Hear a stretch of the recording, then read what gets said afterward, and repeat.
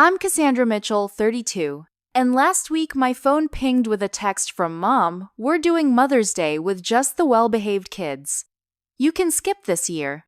I pictured them at brunch, Ryan smirking, Ashley pretending concern while Mom complained about her problem middle child. What they don't know is I've discovered how my perfect siblings have sabotaged me for years. The golden children aren't so golden after all. The family reunion is next month, and I've prepared a special presentation. When they see what I've uncovered, their carefully constructed facades will crumble. That's why I smiled at Mom's text. Before I dive into my story, where are you watching from today? Drop your location in the comments.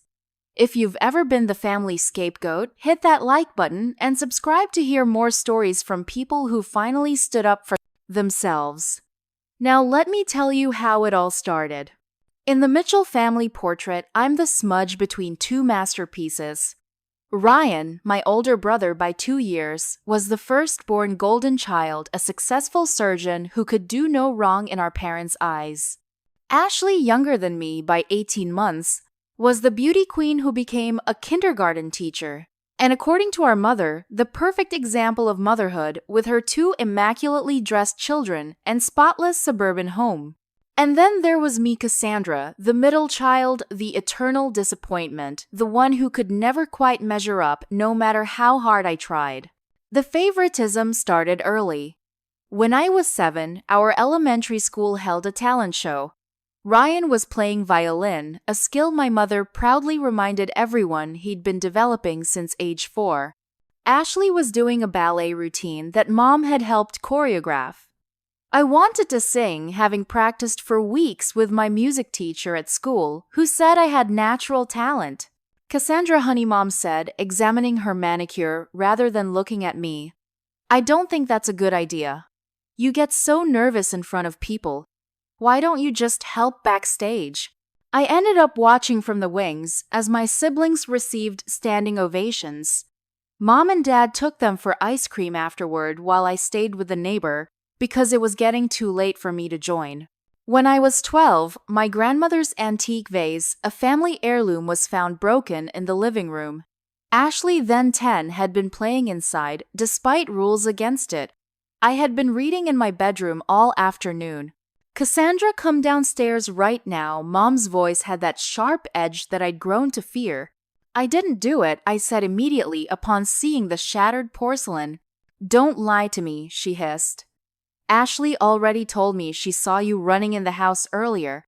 No amount of denial could convince her. I lost my allowance for 3 months to pay for the damage.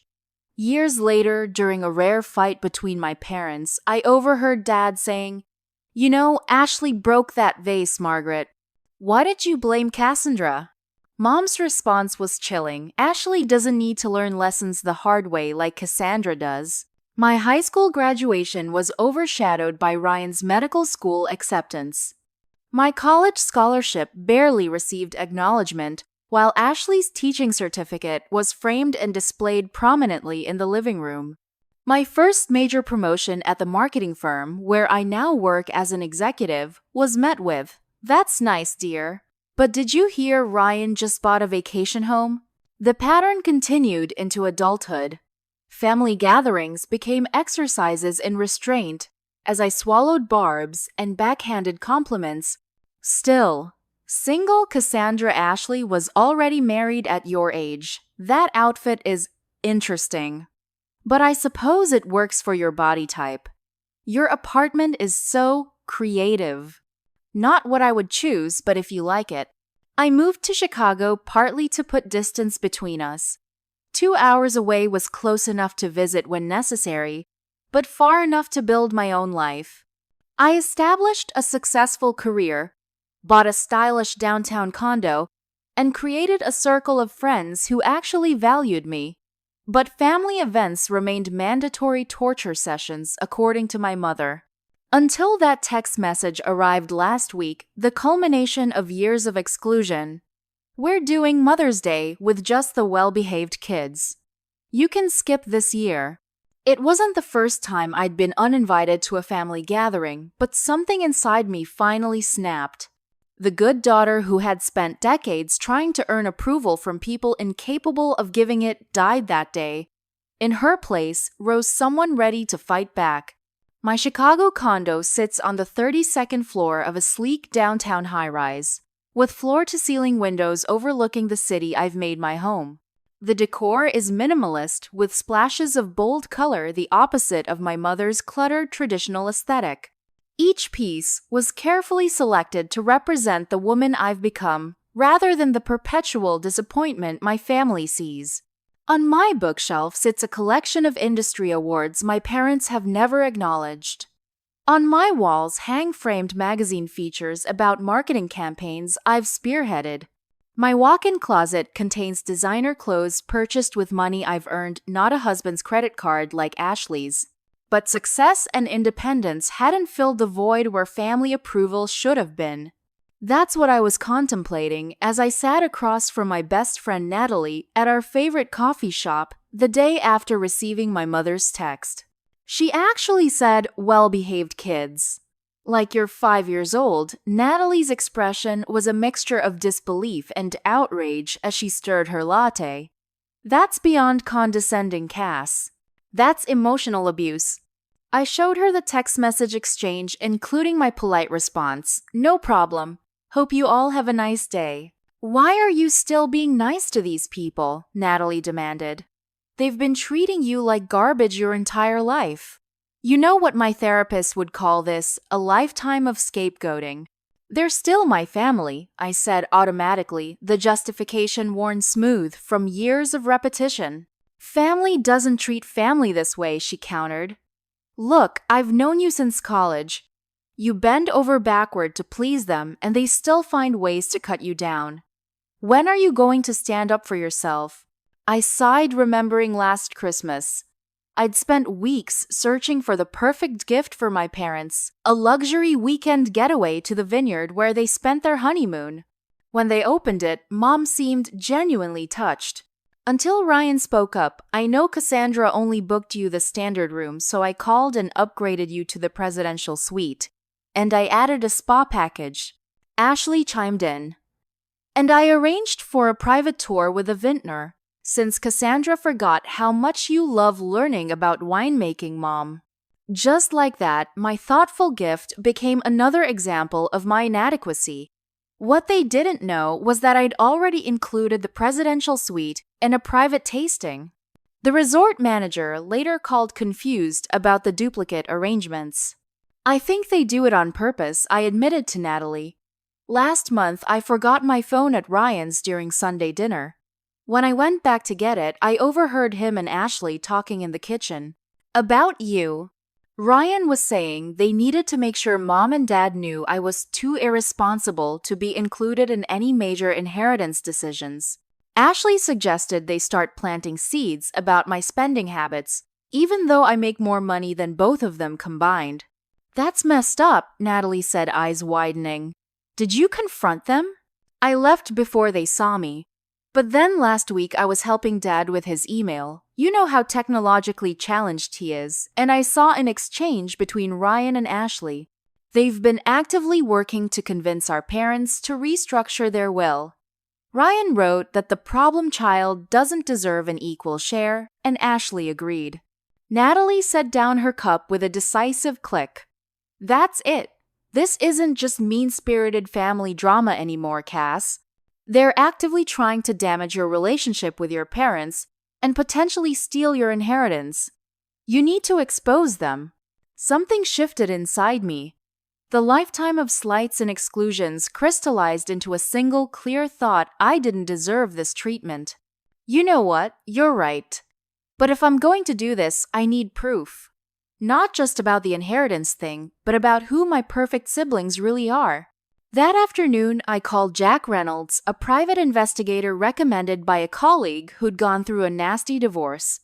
His office was small but professional, tucked away in a converted warehouse in the West Loop. "So you want me to look into your brother and sister," he clarified, after I explained the situation. "What exactly are you hoping to find?" "The truth," I said simply.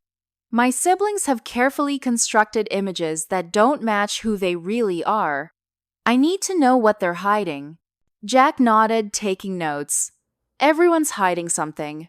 Give me a week for preliminary findings. As I left his office, my phone buzzed with a text from Ashley. Mom's really upset you're not coming to Mother's Day. Why do you always have to make everything about you? I smiled grimly as I typed my reply, just respecting Mom's wishes. Enjoy your perfect family day. For the first time in my life, I wasn't going to apologize for existing.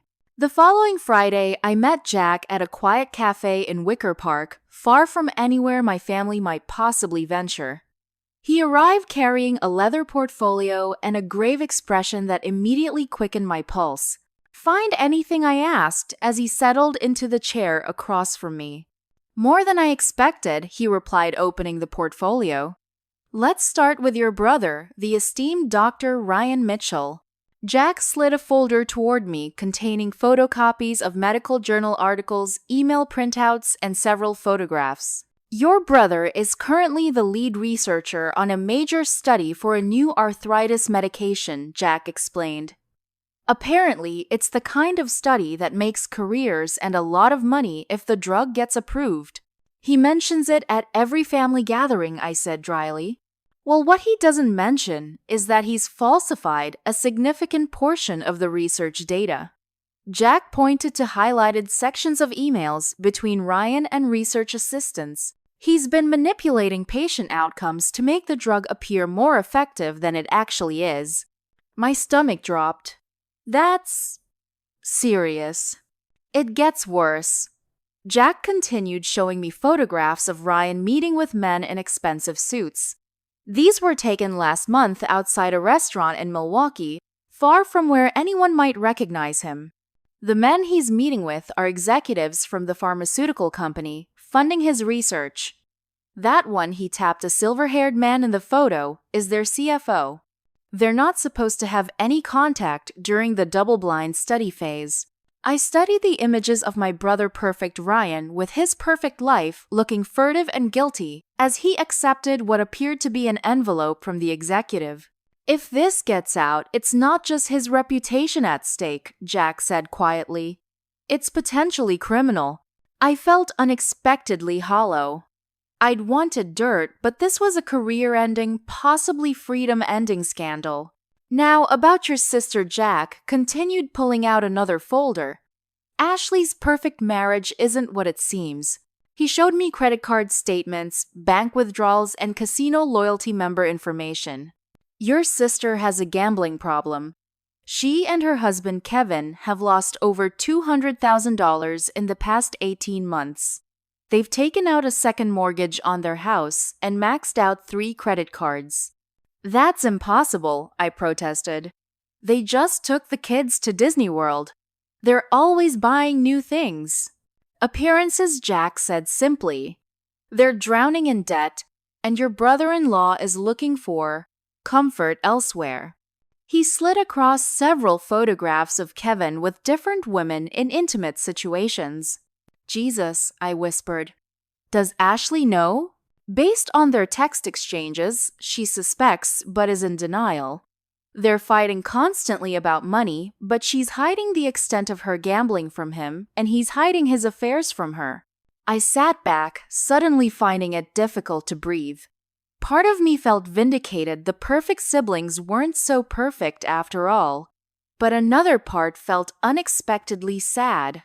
We had never been close, but they were still my family. What will you do with this information? Jack asked quietly. I don't know yet, I admitted. I need time to process this. As if on cue, my phone rang. Dad's number flashed on the screen. With a nod to Jack, I answered. Hi, Dad. Cassandra, he said, his voice carrying that perpetual note of mild disappointment. Your mother wanted me to check if you're all right after, well, the Mother's Day situation. The lie was so transparent, it almost made me laugh. Mom had never in her life asked Dad to check on me. I'm fine, I said, swallowing the lump in my throat, just respecting Mom's wishes to spend the day with her well-behaved children. A heavy sigh. You know how your mother is. She just gets frustrated sometimes. You could make things easier if you just what Dad be more like Ryan and Ashley, pretend to be someone I'm not. Now that's not fair, he protested weakly. We love all our children equally. Another lie so practiced he probably believed it himself. I have to go, Dad. I have a meeting. I ended the call before he could respond. Jack was watching me with unexpected kindness in his eyes. Family's complicated, he offered. They're having the annual family reunion at their lake house next month. I said slowly, a plan forming in my mind. Everyone will be there, grandparents, aunts, uncles, cousins, the perfect audience. For what? I gathered the folders my decision made. For the truth. 2 weeks later, I found myself pulling into my parents' driveway for an unannounced visit. Through the dining room windows, I could see the family gathered for their traditional Sunday dinner, the one I hadn't been invited to this week. My hands trembled slightly as I cut the engine. This would be the first test of my resolve, the first step in my plan. I checked my appearance in the rearview mirror, professional black dress, subtle makeup, hair perfectly styled. Armor for battle. The conversation inside stopped abruptly when I rang the doorbell. Dad answered, surprise evident on his face. Cassandra, we weren't expecting you. Clearly, I replied, stepping past him into the foyer. But I was in the neighborhood and thought I'd stop by. The dining room fell silent as I entered. Mom sat at the head of the table, her expression cooling from surprise to displeasure. Ryan and his wife Jennifer sat on one side, Ashley and Kevin on the other. Their children had presumably been banished to the playroom as usual during adult dinner. Cassandra, Mom said, her tone suggesting I'd tracked mud across her clean floors. We weren't expecting you. So Dad mentioned, I said pleasantly. I hope there's enough food for one more. An uncomfortable pause followed before Dad hurried to set another place. Of course there is. Sit down, sit down. I took the empty chair at the foot of the table opposite my mother. Ryan and Ashley exchanged glances that spoke volumes. How lovely of you to join us, Ashley said with practiced sweetness. We were just discussing the Mother's Day brunch. It was wonderful, wasn't it, Mom? A deliberate dig, but I merely smiled. I'm sure it was perfect. Ryan, how's the research going? I read something interesting about clinical trials recently. My brother's fork paused halfway to his mouth. It's going well. Very promising results. I bet, I said, watching his face carefully. Isn't it difficult maintaining objectivity in double-blind studies? The pressure to produce positive results must be enormous. Ryan's complexion paled slightly. That's why protocols are so important. Absolutely, I agreed. Integrity in medical research is essential. Mom, sensing tension but not understanding its source, quickly changed the subject. Ashley's charity foundation just received another award for community service. Isn't that wonderful? Impressive. I nodded. Financial management of nonprofits is so complex these days. All those regulations about how funds are allocated. Ashley's smile froze. Kevin suddenly became very interested in his potatoes. The remainder of dinner passed in strained conversation. When everyone moved to the living room for coffee, Ryan caught my arm. Let's get some air, he said, nodding toward the back porch. Outside, the spring evening was cool but pleasant. Ryan closed the door behind us, ensuring privacy. What are you doing, Cass? He demanded, dropping all pretense of brotherly affection. Having dinner with my family, I replied innocently. Is that a problem? Cut the crap. Those comments about my research, what do you know? I leaned against the porch railing, studying my brother's face. The face of someone who had been given every advantage, every opportunity, every benefit of the doubt that had been denied to me. I know you're falsifying data, I said calmly. I know about your private meetings with Pharmalux executives. I know you're committing scientific fraud for financial gain. The blood drained from his face. That's absurd. You don't know what you're talking about. I pulled out my phone, showed him one of the photographs Jack had provided. This is you last month outside Marconi's in Milwaukee, accepting an envelope from Pharmalux CFO.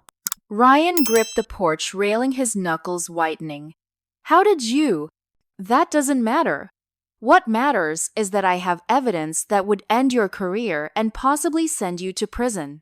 What do you want? He whispered hoarsely. Money. Information, I corrected him. Let's start with why you've been trying to convince Mom and Dad to cut me out of the will. He looked away, shame briefly crossing his features before hardening into defiance. You've always been difficult, Cass. You don't appreciate everything they've done for you. Everything they've done for me, I repeated incredulously. Like what exactly? Favor you and Ashley at every opportunity. Criticize my every accomplishment. Exclude me from family events? You're paranoid. That's your problem. You've always had this victim mentality. Then explain why my college scholarship application was rejected when the committee mysteriously received a letter questioning my character. Ryan's face registered genuine surprise followed by guilt so pronounced I knew immediately. That was you. I breathed, the decades-old wound reopening. I always thought it was a mistake or bad luck. But it was you. He swallowed hard. I didn't mean for it to. I just needed that scholarship more than you did. Med school was so expensive, and you were always so smart you could get another scholarship easily. But I didn't, I said quietly. That was my only shot at Northwood. I had to go to state instead and work 2 jobs to cover costs. Ryan ran a hand through his hair, the gesture reminiscent of our father. Look, it was a shitty thing to do. I was young and scared and jealous. You were always the smart one, even if Mom and Dad couldn't see it. Jealous of me. The concept seemed so foreign, I almost laughed. You don't get it, do you? Ryan's voice dropped. You were free. You could be yourself and not worry about living up to impossible expectations. I've been trapped in this perfect son role my entire life. One mistake and the whole thing collapses. Like it's about to now, I asked pointedly. Fear returned to his eyes. What are you going to do? I haven't decided yet, I said truthfully. But I'm tired of being the family scapegoat while you and Ashley pretend to be perfect. Ryan leaned closer, desperation evident. Listen, if it's Ashley you really want to expose, I can help. She's got secrets that would make mine look trivial. The gambling, the foundation mismanagement. You'd throw your sister under the bus to save yourself, I asked, genuinely curious. It's what she'd do to me, he replied without hesitation. It's what she's been doing to you our entire lives. I pushed away from the railing. I'll be in touch. As I walked toward my car, I heard Ryan call after me. Cass, wait, we can work something out. But I didn't turn back. The first domino had fallen, and for once, I was the one in control. The annual Mitchell family reunion was 2 weeks away, and my apartment had transformed into command central for Operation Truth. Spread across my dining table were folders containing evidence, photographs, and transcripts gathered by Jack. My laptop displayed a PowerPoint presentation I'd been meticulously crafting during late nights after work. Jack arrived promptly at 7, carrying a manila envelope and a concerned expression. Since our initial meetings, he'd become something of an ally in my quest, though he frequently cautioned me about potential consequences. Found more? I asked, clearing space for him at the table. Unfortunately, yes. He opened the envelope and spread out its contents. Your sister's foundation, Bright Futures for Children. It's essentially a slush fund. She's been channeling donations into personal accounts through a complex web of transfers. He showed me financial records highlighting suspicious patterns of movement between accounts. The foundation received almost $300,000 in donations last year, but less than $60,000 went to actual charitable work. The rest disappeared into these shell accounts before ending up here. He pointed to a highlighted figure in an offshore account only she can access. So she's stealing from a children's charity. The revelation turned my stomach. It's more complicated legally, but essentially, yes. She's misleading donors about where their money is going. And Ryan, his situation is deteriorating, Jack said grimly. The medical board has received an anonymous tip about potential research misconduct. They haven't gone public yet, but they're quietly investigating. I didn't report him, I said quickly. Neither did I, Jack assured me. Apparently, someone else has suspicions. But that's not all. He slid across photographs of Ryan's wife Jennifer leaving a lawyer's office. She's meeting with one of the top divorce attorneys in Chicago. My source says she's preparing to file but waiting for the right moment.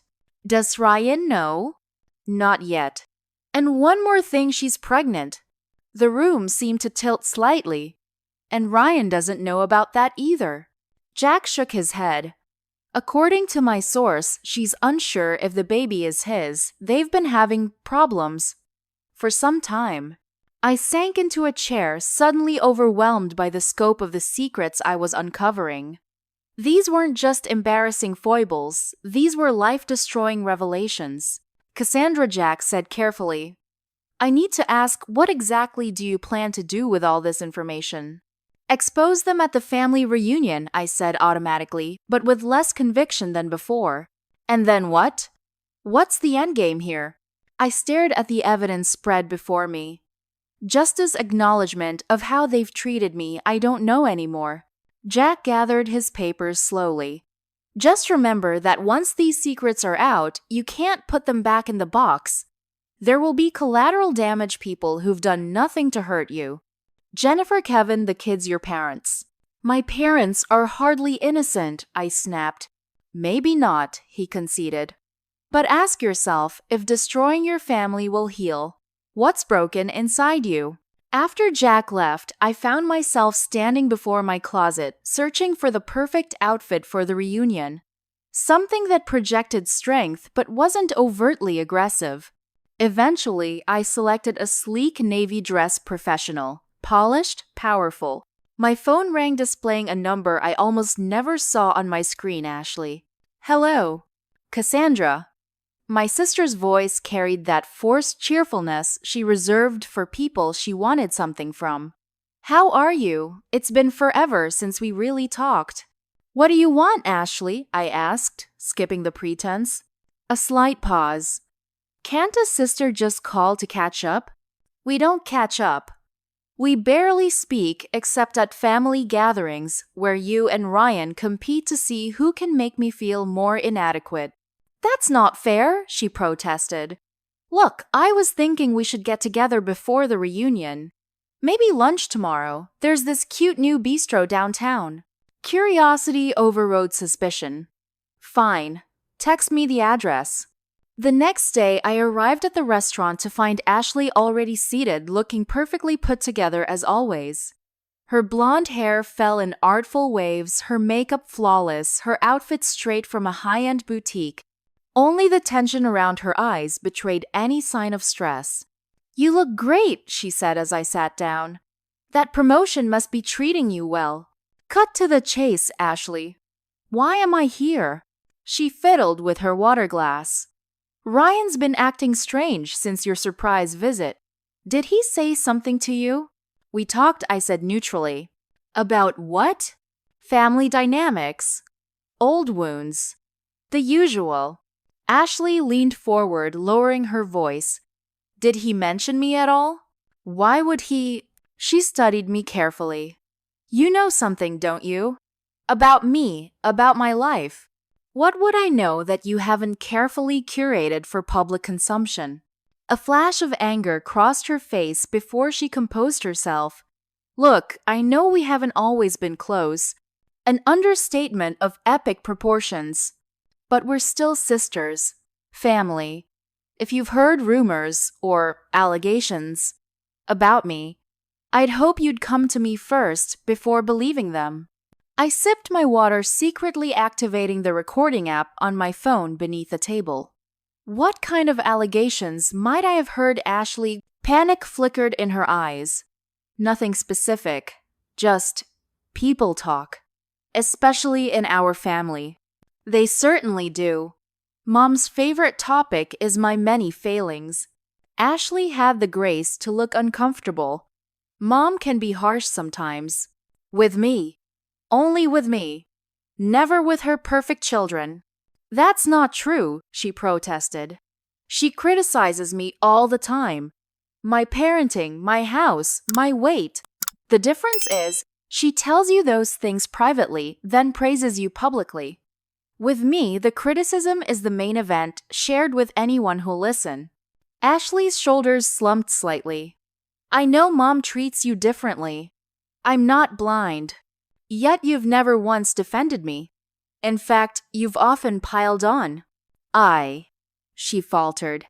It was easier to join in than become a target myself. The admission surprised me. So you deliberately threw me under the bus to save yourself. It sounds terrible when you put it that way. Because it is terrible, Ashley. Do you have any idea what it's been like being the family scapegoat? Having every mistake magnified while your many transgressions are swept under the rug? Her head snapped up. What transgressions? Let's start with the rumors you've been spreading about me having substance abuse problems. Ashley blanched. Who told you that? Does it matter? Is it true? She looked away. I might have mentioned concerns about your drinking to Mom and Dad, but only because I was worried about you. Bullshit, I said calmly. You told them I was an alcoholic who couldn't be trusted to make sound financial decisions. Right around the time you and Ryan started suggesting they should restructure their will. That's not I didn't mean, she stopped gathering herself. Okay, fine. I did say those things, but only because you've always been so reckless. Someone needs to look out for Mom and Dad's interests. And by someone, you mean yourself and Ryan, not their problem middle child. Ashley's facade finally cracked. You don't understand the pressure I'm under. The perfect daughter, the perfect wife, the perfect mother. Do you have any idea how exhausting that is? No, because I was never given the chance to be perfect. I was assigned the role of failure from day one. She looked genuinely bewildered. That's not true. You chose your path. Did I? Or was it chosen for me? We stared at each other across the table, years of unspoken resentment hovering between us. Finally, Ashley spoke, her voice barely above a whisper. What are you planning to do? I stood, dropping cash for my untouched coffee. I guess you'll find out at the reunion.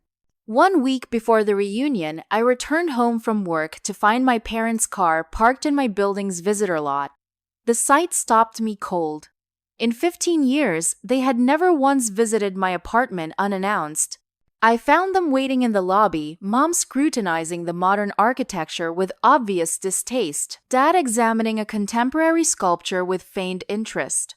Mom, Dad, what are you doing here? Mom straightened, adjusting her designer handbag over her arm.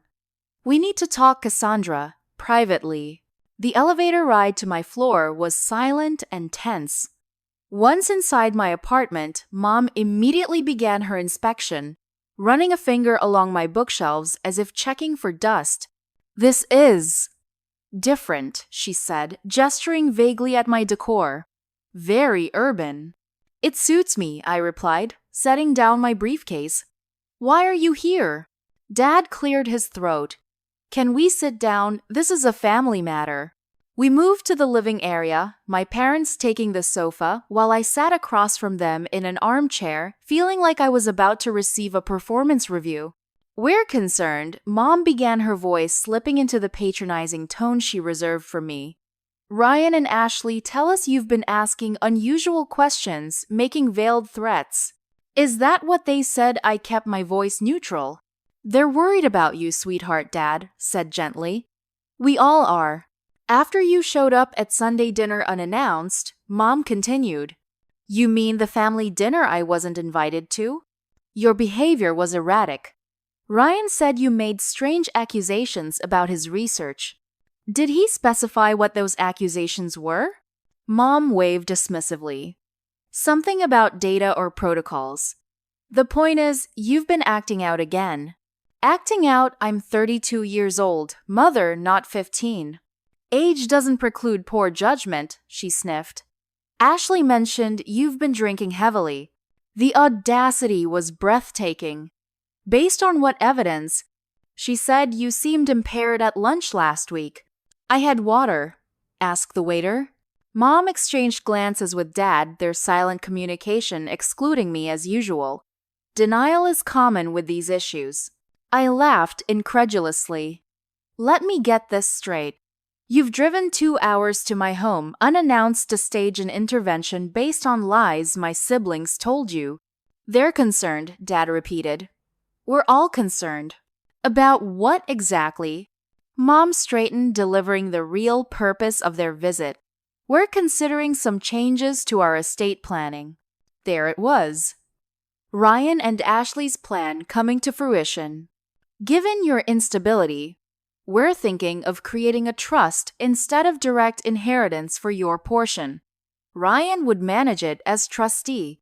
The sheer injustice ignited something inside me. Based on Ashley's lies about my non-existent drinking problem, or is this about Ryan's suggestion that I'm financially irresponsible despite earning more than both of them combined? This attitude isn't helping your case, Mom said coldly. My case? This isn't a trial. Isn't it? She stood pacing my living room. Your entire life has been one rebellion after another. The inappropriate boyfriends, the risky career choices, moving to the city, those weren't rebellions, Mother. They were choices. My choices. Not the ones you would have made for me, but mine nonetheless. We only wanted what was best for you, Dad interjected. No, I corrected him. You wanted me to be what was best for you. There's a difference. We gave you everything, Mom said, voice rising. The same opportunities as Ryan and Ashley. But you always had to be difficult. Always had to take the hard way. The same opportunities, I echoed in disbelief.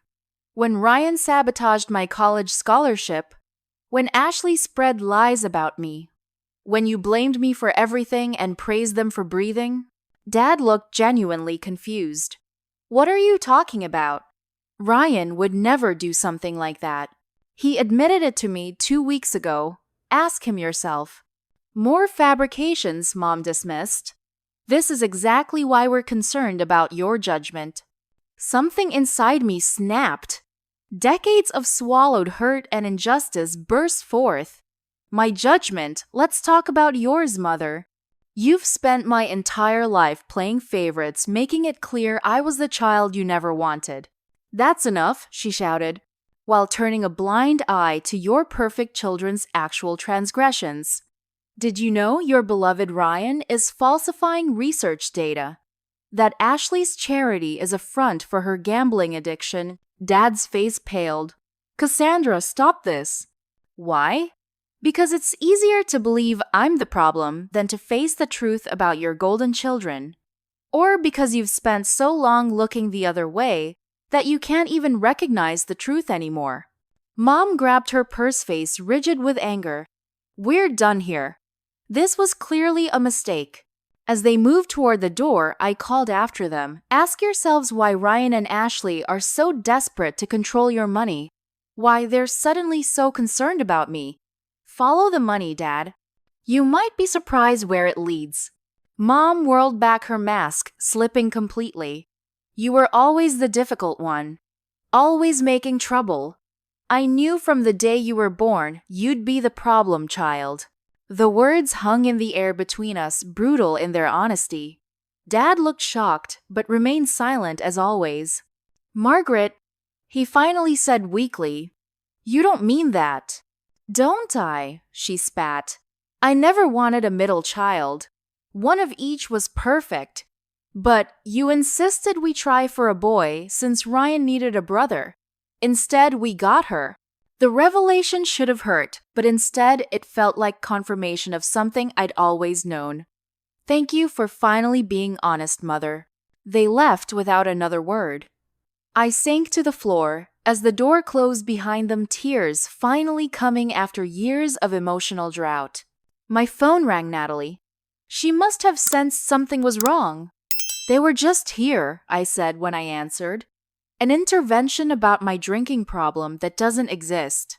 I'm coming over, she said immediately. Don't move. 20 minutes later, she was wrapping me in a hug as I recounted the confrontation. You know what the worst part is, I said, accepting the tea she'd made. I almost backed out of the reunion plan after meeting with Ashley. I felt guilty about exposing them. But now, you're going nuclear, Natalie finished, understanding in her eyes.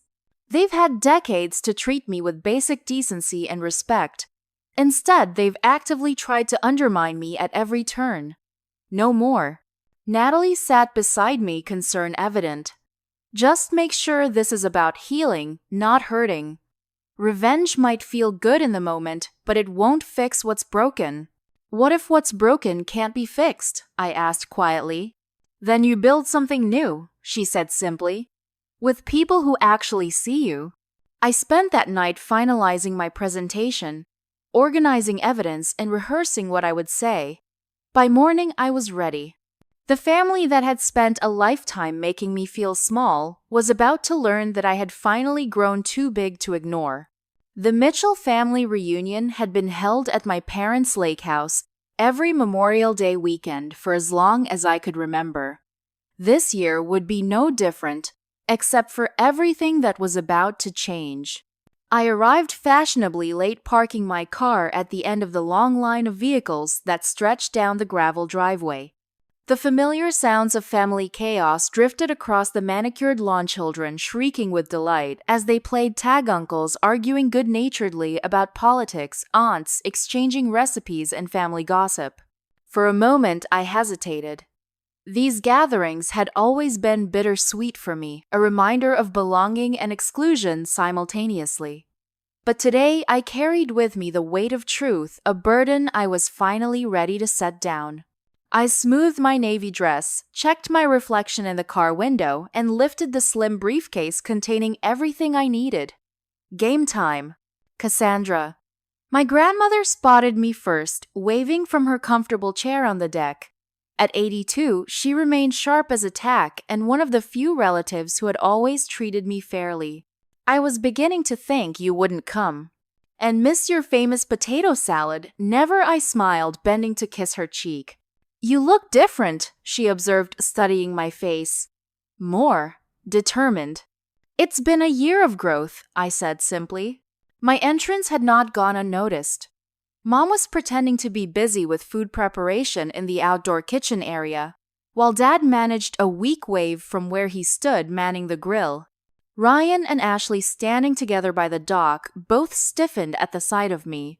My cousin Sophia broke the tension, rushing over to envelop me in a genuine hug. Thank God you're here. I've been drowning in baby talk and mortgage discussions for hours. Sophia had always been a quiet ally, the only extended family member who seemed to notice the differential treatment I received. We'd grown closer in adulthood, bonding over our shared status as family outliers. She, for her unconventional career as a travel photographer, me, for simply being me.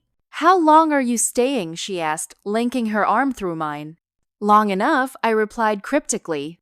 The afternoon progressed with the usual reunion activities, horseshoes for the uncles, swimming for the kids, and constant eating for everyone.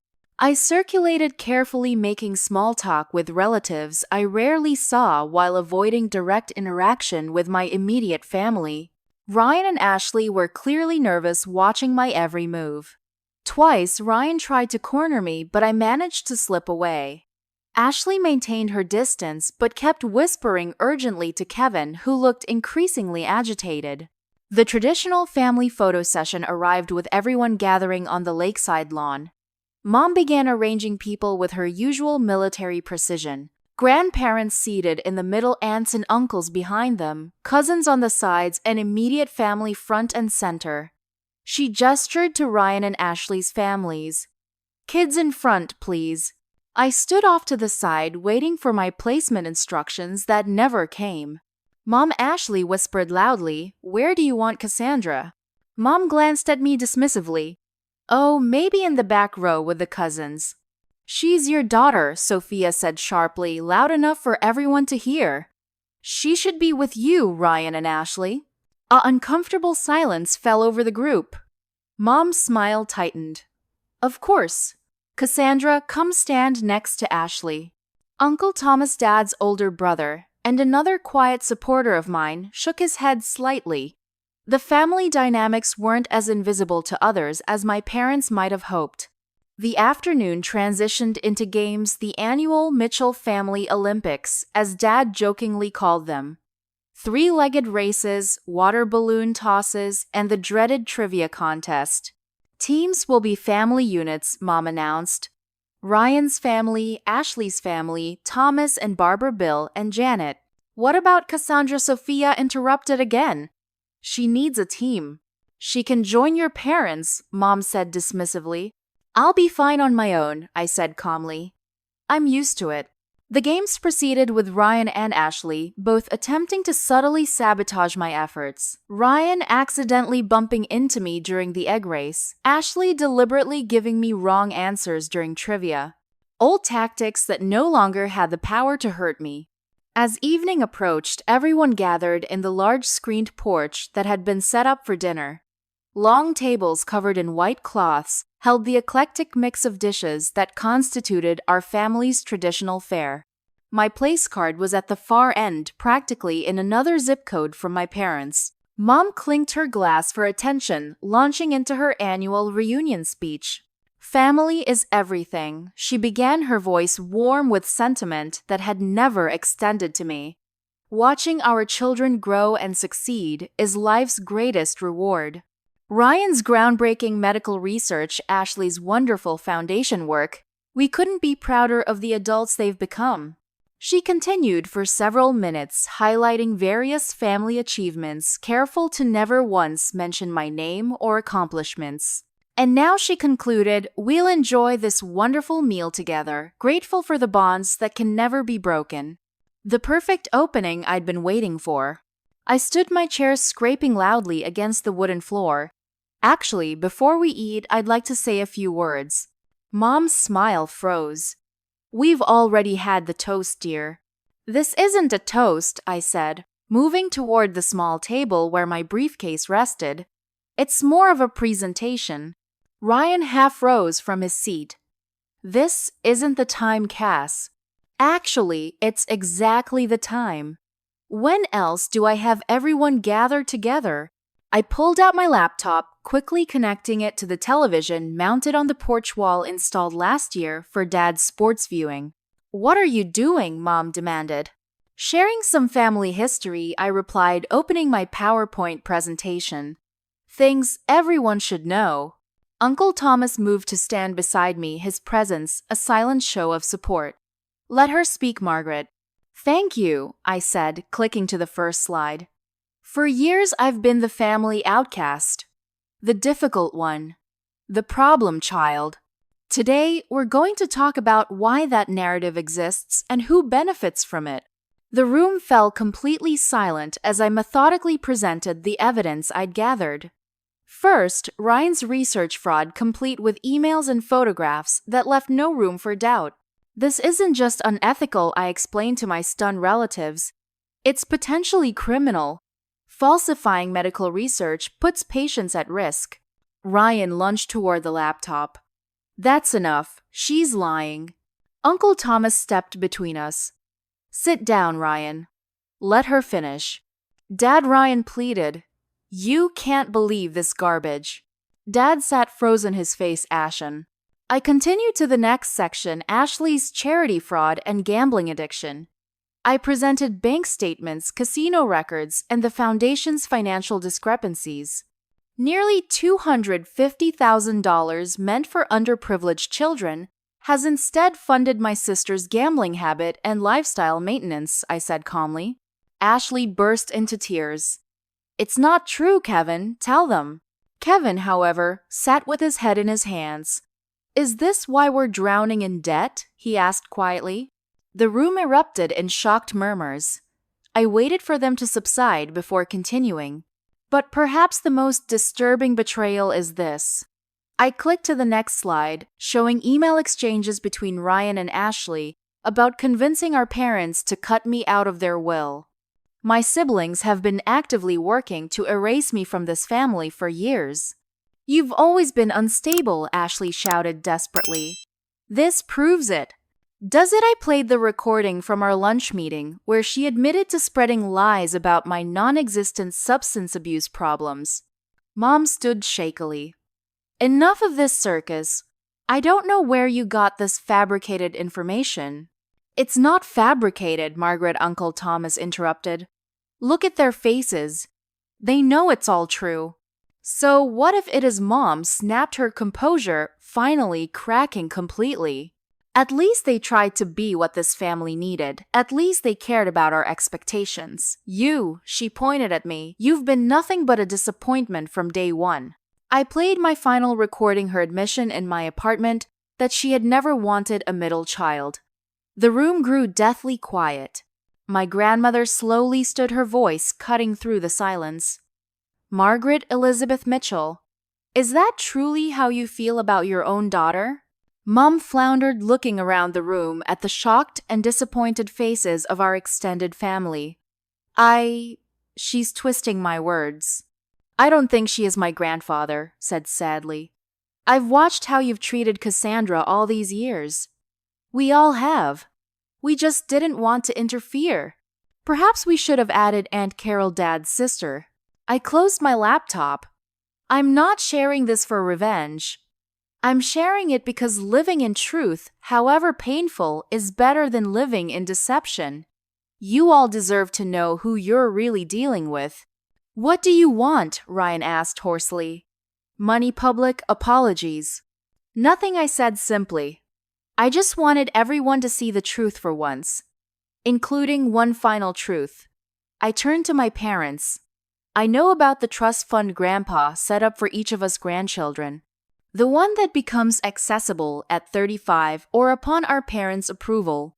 Dad winced. They had never told me about this money though. Ryan and Ashley had received access to theirs years ago. I don't want it, I continued. I've instructed the trustees to donate my portion to legitimate children's charities, not ones run by family members. I gathered my things and turned to leave, but paused beside my grandmother. I'm sorry for ruining dinner. She covered my hand with hers. You didn't ruin anything, dear. You cleared the air that's been stifling this family for decades. As I walked out, I heard the chaos erupting behind me. Accusations, denials, tears. But for the first time in my life, I felt completely blissfully free. I walked calmly through the lake house toward the front door, the uproar from the porch fading slightly behind me. I had just reached for the doorknob when I heard footsteps racing down the hallway. Cassandra, wait. It was Dad, looking more distraught than I'd ever seen him. I turned slowly. There's nothing left to say. Please, he gestured toward his study. Just give me 5 minutes. Something in his expression, genuine remorse, perhaps made me relent. I followed him into the book-lined room where he'd spent countless hours working while I was growing up, a space I'd rarely been invited to enter. He closed the door, muffling the continued chaos from the porch. What you just did? I don't even know what to say. That makes 2 of us. Is it all true? Everything you showed us. Every word, every document, every recording. I have more if you want to see it. He sank heavily into his leather chair. Why didn't you come to me first? Give us a chance to address this privately. I laughed incredulously. Like when I came to you as a child, when Mom was unfair. Like when I tried to talk to you about the constant criticism. When exactly have you ever taken my side, Dad? His shoulders slumped. I thought I was protecting the family peace. No, you were protecting yourself from having to stand up to Mom. There's a difference. The door burst open and Ryan stormed in, face flushed with anger. You've ruined everything, my career, my marriage. You did that yourself, I replied calmly. I just exposed it. Ashley appeared behind him, mascara streaking down her face. How could you do this to your own family? Family, I echoed. Is that what we are? Because from where I'm standing, we're just people who share DNA and a history of dysfunction. Mom pushed past them, her composure completely shattered. Get out of my house, now. Gladly, I moved toward the door, but Uncle Thomas appeared blocking the exit. No one's going anywhere until we sort this out, he said firmly. Margaret, sit down. Kids, all of you sit. Something in his tone brooked no argument. We all found seats, the tension in the room thick enough to cut. I've watched this family drama play out for decades, Thomas began, and I've kept quiet thinking it wasn't my place to interfere. That was my mistake. Mom started to speak, but he held up his hand. No, Margaret. For once you're going to listen. He turned to me. Cassandra, what you did tonight took immense courage. But was public humiliation necessary? Would any of you have believed me otherwise? I asked simply. Would any of you have admitted the truth if I'd approached you privately? Ryan and Ashley looked away. Mom stared stonily ahead.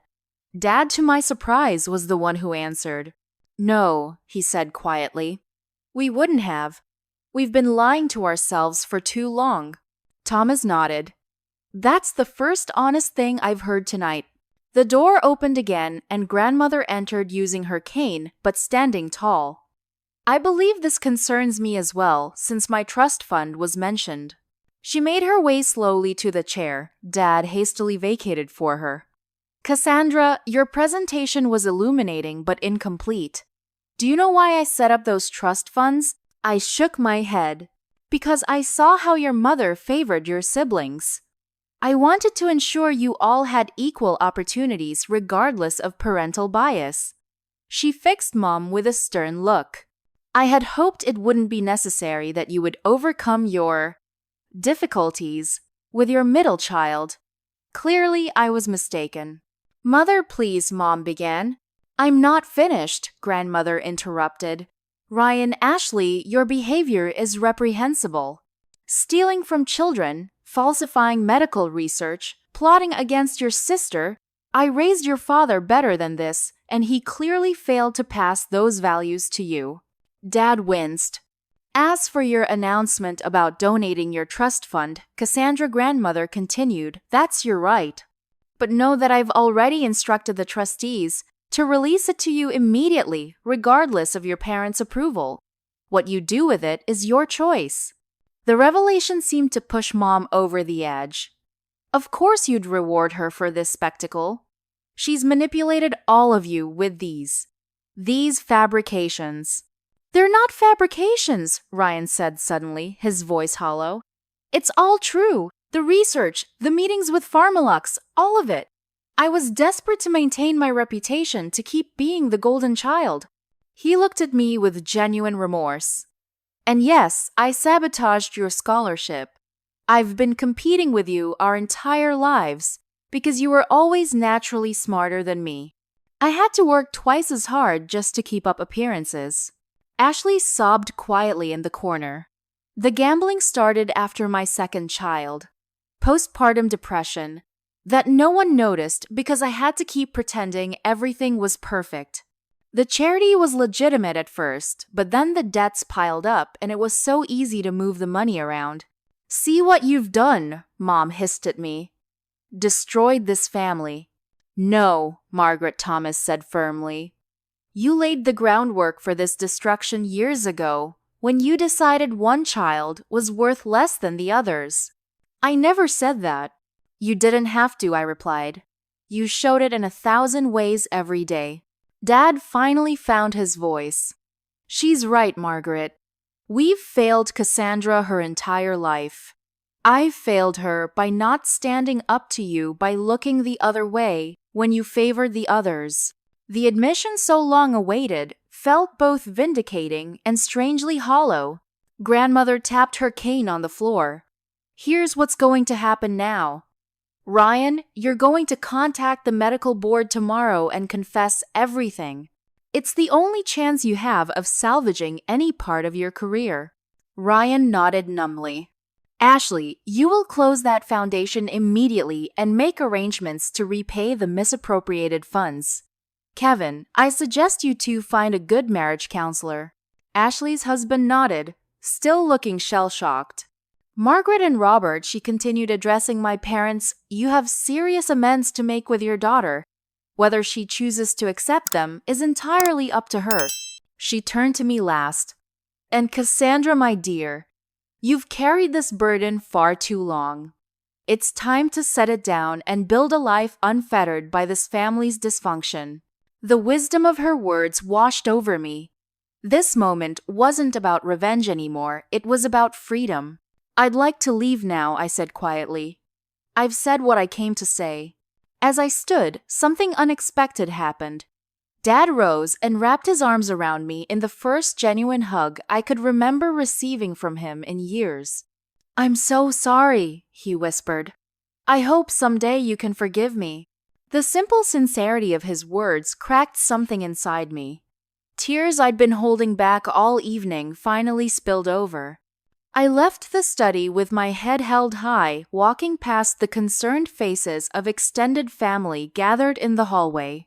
Cousin Sophia caught my arm at the door.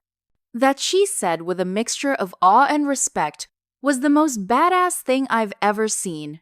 As I drove away from the lake house, the weight of decades of family trauma began to lift from my shoulders. The truth, painful as it was, had finally set me free. 6 months after the family reunion that changed everything, I sat in Dr. Elaine Harper's office for our weekly therapy session. The autumn sun streamed through her windows, catching the gold and red leaves swirling outside. How are you feeling today? She asked, settling into her chair. Lighter, I replied truthfully. Each week a little lighter. Dr. Harper had been instrumental in helping me process the aftermath of my family's implosion. Unlike the brief stints of therapy I'd attempted in my 20s, always focused on fixing what was wrong with me, these sessions centered on healing from years of family dysfunction. Have you had any contact with your family this week? I nodded. Ryan called. The medical board finished their investigation. He's been suspended for 2 years and has to complete ethics training before reinstatement. His research has been discredited. How did you feel about that? Conflicted, I admitted. I never wanted to destroy his career. I just wanted the truth acknowledged. And your sister? Ashley's in her 3rd month of gambling addiction treatment. According to Dad, she and Kevin are in intensive couples therapy. The foundation has been dissolved and they're selling their house to repay the donors. Dr. Harper made a note. And how does their situation make you feel? I considered the question carefully. Sad for their pain, but not responsible for it. They made their choices. I just exposed them. That's a healthy perspective, she nodded approvingly. What about your parents? The more complicated question. Dad calls weekly. He's trying, really trying in a way he never has before. Mom and he separated 3 months ago. He's living in a condo in town. And you're talking to him? Yes.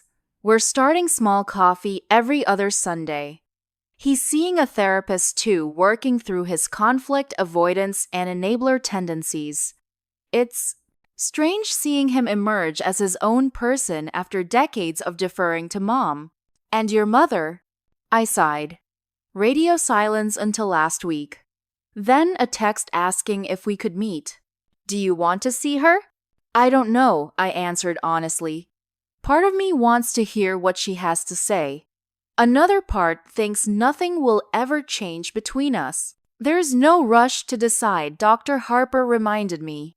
You can take all the time you need. I nodded, grateful for the permission to heal at my own pace. The months following the reunion had brought unexpected changes. Ryan's wife, Jennifer, had filed for divorce after confirming her pregnancy was indeed his parting gift from their crumbling marriage. Ashley's perfect facade had shattered completely, forcing her to confront not just her gambling addiction, but her compulsive lying and manipulation.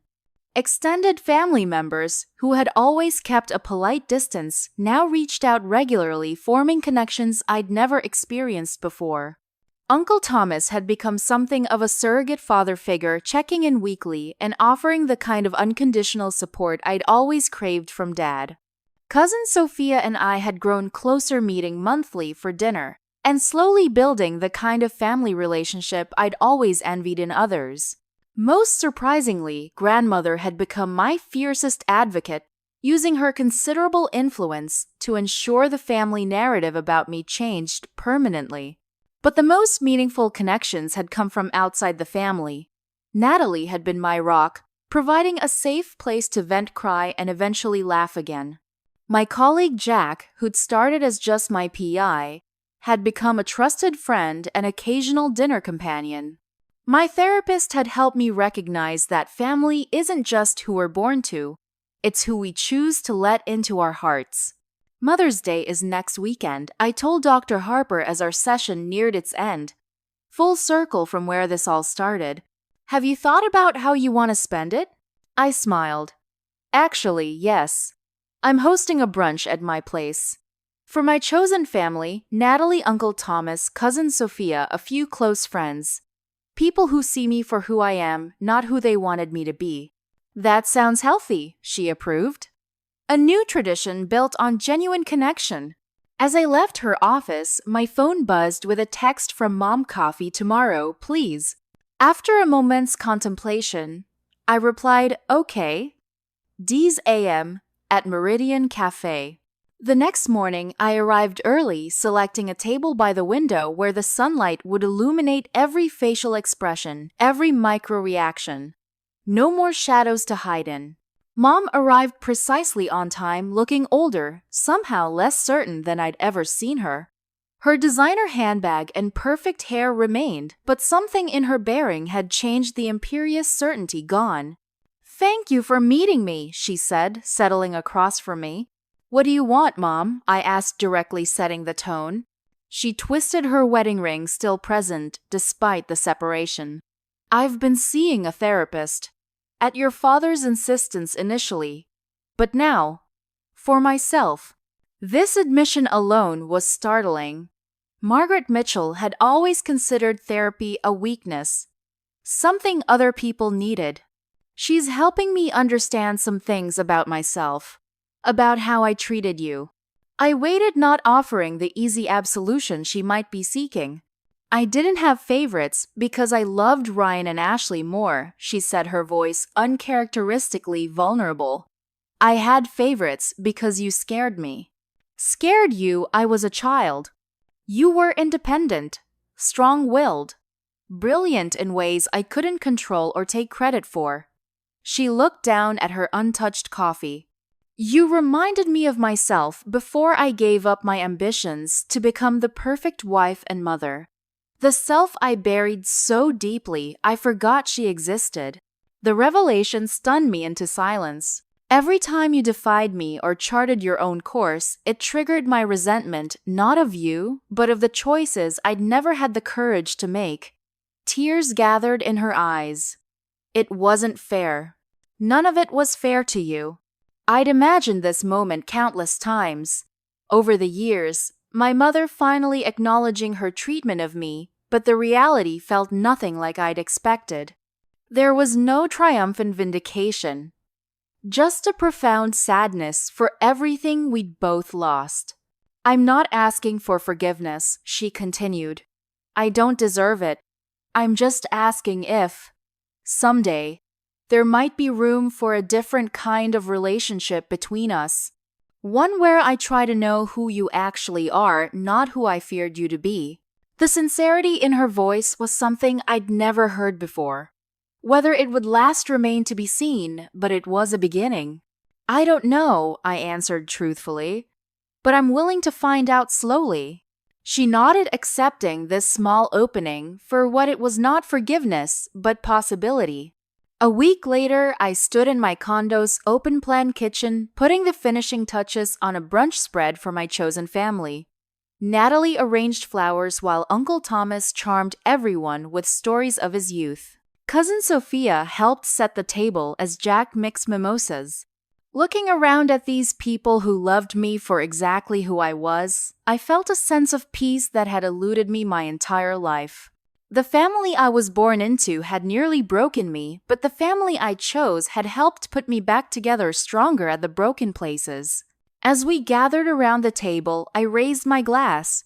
To family, not always the one we're born into, but the one we build through love, truth, and acceptance. The journey ahead would have its challenges. Healing rarely follows a straight line. But for the first time, I was walking that path on my terms, surrounded by people who valued the authentic me.